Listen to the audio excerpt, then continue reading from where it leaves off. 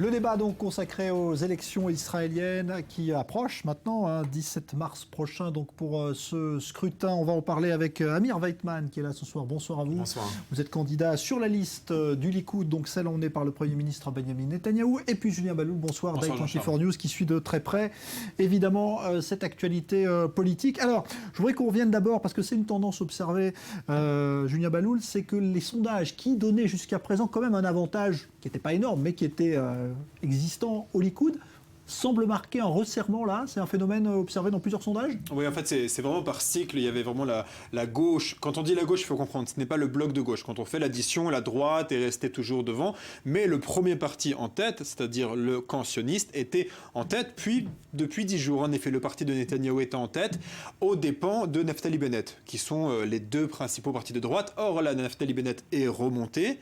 Et donc, par voie de conséquence, Netanyahou a rebaissé, si vous voulez. Maintenant, il est vraiment à égalité. Ça, il y a eu 2 sondages l'un après l'autre, 23-23 pour le camp sioniste et pour le Likoud. Bon, ça ne change pas la configuration de la coalition. Ça peut changer pour le lendemain des élections, parce que lorsque le président va décider qui mène la coalition, il va regarder le parti qui arrive en tête. Et s'ils arrivent tous les deux à 23-23, ça peut poser des problèmes. Alors, Amir Weitman, est-ce qu'il y a un changement, à votre avis, qui peut expliquer ce sondage, ou bien est-ce qu'il ne faut pas y voir là tout de suite une évolution? Je ne donnerais pas tellement d'importance en fait à ces sondages. Vous savez, c'est très conjoncturel. Il y a aussi un effet de vase communicant, n'est-ce pas, entre le parti du foyer juif de Naftali Bennett, le parti, donc le Likoud évidemment de Netanyahou. Alors à certains moments, donc on a des électeurs qui vont d'un côté, de l'autre. Bon, tout ça est très fluide et va continuer à fluctuer jusqu'au jour des élections. Mais disons, je pense que de manière générale, ce qu'on observe quand même, c'est que la droite, de manière générale, est tout de même plus ou moins en tête de manière stable dans tous les sondages. Et il semble donc que, sauf catastrophe, le Likoud, emmené par Benjamin Netanyahou, va pouvoir donc continuer à rester au pouvoir après les élections du 17 mars. Sans faire alliance avec la gauche, je vous relance là-dessus, parce qu'il l'a dit, il n'y aura plus de coalition, comme on a pu le voir par le passé, d'union nationale, ça n'existera plus. Écoutez, le Premier ministre a en effet dit ça, mais il faut tout de même dire que tout ça dépendra des résultats des élections. Donc, je pense... Ça veut pas dire que ce sera vrai exactement, après. je pense... Ben oui, je pense qu'en effet, Benjamin Netanyahou souhaiterait faire une coalition où la gauche ne serait pas au sein du gouvernement. Maintenant, il est tout à fait possible que cette coalition lui soit imposée par les résultats des élections. Et c'est évident que si le Likoud reste à 23, 24, 25 mandats, ça reste tout de même peu. Ça reste tout de même difficile de former un gouvernement stable avec un parti de gouvernement de cette taille. Donc, il est tout à fait possible qu'une coalition d'union nationale, d'une manière ou d'une autre, lui soit imposée. Donc, pour qu'une telle configuration soit évitée, il va évidemment falloir avoir un Likoud qui soit beaucoup plus gros, beaucoup plus important. Alors, j'ai tout de même un bémol parce que les termes que vous venez de dire, Amir, sont exactement les termes de la campagne de Naftali Bennett actuellement, qui dit que justement, il ne faut pas voter pour le Likoud, il faut voter pour Naftali Bennett parce que seul lui pourra empêcher une coalition de droite avec la gauche. Et le nouveau clip de campagne, parce qu'on a parlé tout à l'heure de clip, le nouveau clip de campagne de Naftali Bennett, c'est un montage des JT de 2009 et de 2013, donc des précédentes élections, où on voit Netanyahou se tourner 2009 vers Barak, la gauche, 2013 vers Tzipi Livni. Et il dit, regardez ce qui se passe lorsque le foyer juif, le parti de Naftali Bennett, n'est pas assez fort. Netanyahou se tourne vers la gauche tout de suite. Et il dit, en fait, ne votez pas pour le Likoud, votez pour nous, parce que nous, on pourra faire pression, justement, et empêcher une coalition avec la gauche. Ouais, c'est la coalition que vous souhaitez, Amir Weitman, personnellement? Avec la gauche? Avec la droite, non, je parle justement du parti de Naftali Bennett, parce que ça posera des problèmes aussi. Non, mais écoutez, de toute manière, quoi qu'on fasse, on aura des problèmes. Il ne faut pas se faire des illusions. Nous sommes dans un gouvernement de coalition où tous les partis de gouvernement, quels qu'ils soient, quelle que soit leur taille, vont faire des problèmes. Et plus ils seront gros et plus leur capacité de nuisance sera importante et plus évidemment on aura des problèmes. Donc tout de même, pour avoir un gouvernement stable, on a quand même besoin d'avoir un parti qui tout de même mène la danse. Donc on a besoin d'avoir un Likoud qui soit important, quand même, qui puisse dominer. Maintenant, c'est évident que je souhaite une coalition qui soit de droite, une coalition qui permette au Likoud de gouverner sur sa ligne politique, autant du point de vue sécuritaire, politique, économique, social, autant que faire se peut. Ouais. Alors on viendra dans un instant sur justement les forces, on va dire les lignes fortes de ce programme du Likoud, parce qu'on parle beaucoup et presque exclusivement de l'Iran. Il y a d'ailleurs un débat, Julien Balloul, en ce moment pour savoir si ce fameux discours au Congrès doit être retransmis sur les chaînes de télévision ici en Israël, auquel cas ça deviendrait clairement un enjeu de la campagne à 2 semaines du scrutin. Oui, absolument. Je crois que c'est la députée du parti Meretz, Zehava Galon, qui s'est tournée vers l'observatoire des élections, si vous voulez, le contrôleur des élections, en demandant à ce que ça ne soit pas diffusé, ou alors à ce que ce soit pris en compte dans la propagande électorale. Et il y a un précédent à ça, et je ne pourrais pas vous dire l'année exacte, mais il me semble que c'était lors des élections de 2001. Ariel Sharon était en train de parler en direct, et Harold Shtaim avait été obligé de couper le discours en direct sur ordre du président de la commission électorale qui disait « il est en train de faire de la propagande électorale, il ne parle pas en tant que Premier ministre ». Donc c'est tout à fait possible que la décision se répète. Ouais. Vous souhaitez que ce soit retransmis ou pas ce discours au Congrès? Est-ce que c'est vraiment la sécurité d'Israël qui est mise en cause là, dont Netanyahou dit que cela donne de l'importance à ce discours? Est-ce que cela doit, on va dire, surpasser l'enjeu électoral et être retransmis en Israël? Écoutez, tout de même, j'observe que nous sommes en 2015 et même plus en 2001 et encore moins dans les années 80-90. Aujourd'hui, le monde a découvert quelque chose qui s'appelle l'Internet. N'est-ce pas? Donc, les Israéliens qui savent utiliser Internet, je vous garantis, auront la possibilité de suivre le discours du Premier ministre en direct, sans aucun problème. Ils ont aussi la télévision par câble. Ce discours sera retransmis sur des chaînes américaines, sur des chaînes internationales. Donc, je pense... C'est un faux débat. Oui, c'est un faux débat. C'est vraiment... je sais pas, d'essayer de chercher un petit peu la petite bête ou essayer de chercher des titres dans les journaux. Franchement, à partir du moment où le Premier ministre d'Israël s'exprime devant la tribune du Congrès, je pense que la moindre des choses, c'est de retransmettre le discours. Alors, je voudrais qu'on écoute justement ce qu'a dit Netanyahou tout à l'heure. Hein, c'était il y a environ 1 heure, justement à propos de cette polémique, puisque la Maison-Blanche, on le sait, est irritée par ce discours que va prononcer Netanyahou au Congrès sans avoir été officiellement invité par Barack Obama. Eh bien, voici ce qu'a dit Netanyahou tout à l'heure. Il persiste finalement dans sa volonté d'aller à Washington. Écoutez. Il y a eu des désaccords concernant la sécurité d'Israël entre des premiers ministres israéliens de droite comme de gauche et des présidents américains des 2 partis. Aucun de ces désaccords n'a mené à une rupture des relations entre Israël et les États-Unis. Au contraire, au fil du temps, nos relations se sont renforcées. Et aujourd'hui, un profond désaccord sépare Israël, l'administration des États-Unis et les autres grandes puissances concernant la proposition faite à l'Iran. Cette proposition permettra à l'Iran de menacer l'existence d'Israël.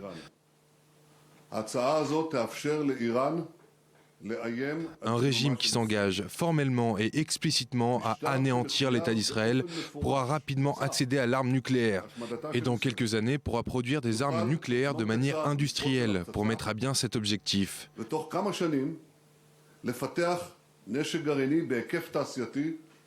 Il ne s'agit pas d'un désaccord personnel entre le président Obama et moi.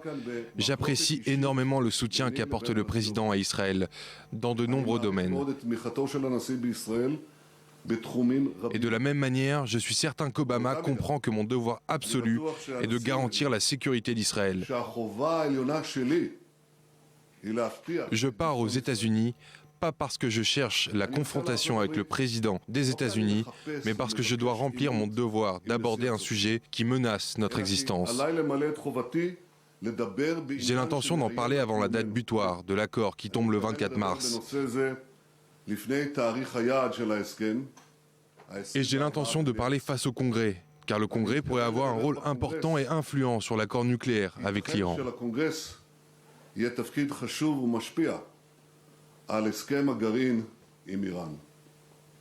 Voilà donc l'essentiel de ce qu'a dit Netanyahou tout à l'heure. Donc il va y aller et il a raison pour vous d'y aller, j'imagine. Mais je crois qu'il faut tout de même rappeler quand même un point essentiel, c'est que le Premier ministre Netanyahou parle tout de même de ces histoires d'Iran, pas depuis hier et pas depuis 1 mois ou 2 mois, et c'est pas véritablement, il ne s'agit tout de même pas d'un sujet qu'il a maintenant de manière artificielle commencé à en parler pour des raisons électorales. Ça fait tout de même 20 ans que le Premier ministre parle de ça de manière continue dans le monde entier, avant qu'il soit fois Premier ministre dans les années 90, quand il était Premier ministre dans les années 90, après qu'il ait quitté pendant un certain temps la vie politique, quand il est revenu et qu'il était dans l'opposition, depuis qu'il est redevenu Premier ministre, sans arrêt, depuis maintenant une bonne vingtaine d'années, le Premier ministre Netanyahou parle des affaires iraniennes. Et on sait tout de même qu'il y a des développements aujourd'hui qui sont tout de même cruciaux, puisque donc on arrive à cette date butoir, cette fameuse date butoir pour ces accords concernant le dossier nucléaire iranien, et Netanyahou pense qu'il est de son devoir, comme on l'a entendu, de dire son fait. On ne peut pas tout de même, c'est un peu trop facile de vouloir simplement dire qu'il s'agit de questions électoralistes, surtout que... C'est un argument aussi qui est utilisé par l'opposition. J'entendais Tzipi Livni dans un débat, dans un bar, où Tzipi Livni fait le tour des bars, et tous les candidats font ça, pour aller parler directement aux jeunes, et elle disait, mais est-ce qu'il y a encore un Américain qui ne connaît pas la position de Netanyahou sur l'Iran? Est-ce qu'il a vraiment besoin d'aller jusqu'au Congrès pour le dire, alors que tout le monde le connaît déjà? Et elle disait, si quelqu'un ne connaît pas l'opinion de Netanyahou sur le sujet, parce que vous le disiez, ça faisait 20 ans, alors Netanyahou a échoué. Et donc la gauche réutilise cet argument contre Netanyahou finalement en disant... Pourquoi est-ce qu'il va faire ça? On connaît déjà son discours. On peut chacun tourner les arguments dans toutes les directions. Mais une chose est tout de même claire, et là je pense que tout le monde est d'accord, c'est qu'en effet tout le monde connaît les arguments. Maintenant, quelle est la nouveauté en fait qui se présente maintenant à nous dans ces prochaines semaines? C'est justement cette date butoir. Or cette date butoir, comme on l'a entendu, c'est fin mars, c'est le 24 mars, d'accord?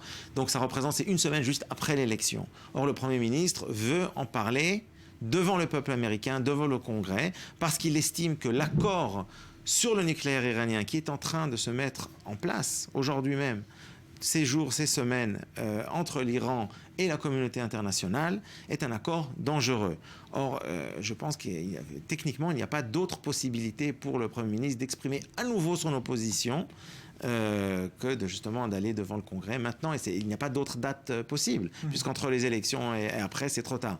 Donc juste pour conclure en fait sur ce sujet, il faut quand même comprendre que tout ça a des conséquences, parce que si la communauté internationale et les États-Unis mettent Israël devant un fait accompli, et que l'accord qui sera signé entre cette communauté internationale et l'Iran est un accord qu'Israël ne peut pas accepter, il faut tout de même avoir conscience du fait qu'on risque de rentrer dans une situation conflictuelle.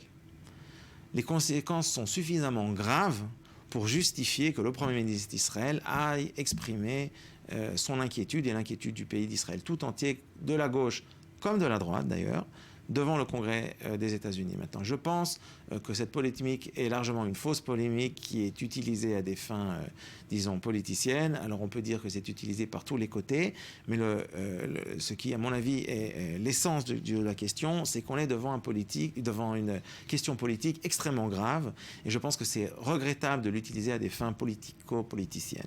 Bon, voilà pour ce dossier iranien. Alors, c'est vrai que dans cette campagne, on a tendance à oublier les autres thèmes, Julien Baloul, parce que les Israéliens ne sont pas focalisés quand même sur l'Iran. Non, absolument. D'ailleurs, qu'est-ce qui fait actuellement la une des journaux, la une du journal d'aujourd'hui, la une du 20h, ce sont les vagues de licenciements dans les usines du sud du pays. Ça, ce sont les sujets vraiment qui inquiètent les Israéliens. En effet, Amir a raison, pour les Israéliens, ce discours devant le Congrès américain, bon, voilà, c'est intéressant, mais ce n'est pas forcément ça qui va déterminer leur vote. À l'inverse, les Israéliens sont très inquiets sur les questions sociales. La gauche utilise beaucoup cet argument parce que la droite, en tout cas, la gauche est moins crédible que la droite aux yeux de l'opinion sur les questions de sécurité. Donc la gauche s'enferme un peu plus dans les questions sociales. Et vous vous souvenez de ce fameux clip de Netanyahou en babysitter. Il y a une séquence où on le voit en train de rigoler avec une couette et un paquet de popcorn devant la télé. Et la gauche a repris cette séquence et au lieu du film à la télé qu'il est en train de regarder, ils ont mis des mauvaises nouvelles. Par exemple, des Israéliens aux abris avec des tirs de roquettes, par exemple des vagues de licenciements, par exemple des personnes qui vivent dans la pauvreté. Et on voit Netanyahou en train de rigoler, manger des pop-corn devant ces images. Et le titre, c'est « Pendant que tu joues la star dans un film de comédie, nous vivons une tragédie ». Ça, c'est le nouveau clip de campagne de la gauche. Alors, quelles sont justement les idées fortes du programme du Likoud en matière sociale et économique? Parce que c'est vrai elles ne sont pas mises en avant. Vous êtes d'accord? Absolument. Le Premier ministre a pris la décision de ne pas présenter de programme. C'est une décision tout simplement parce que le Premier ministre a dit les principes du Likoud, on les connaît.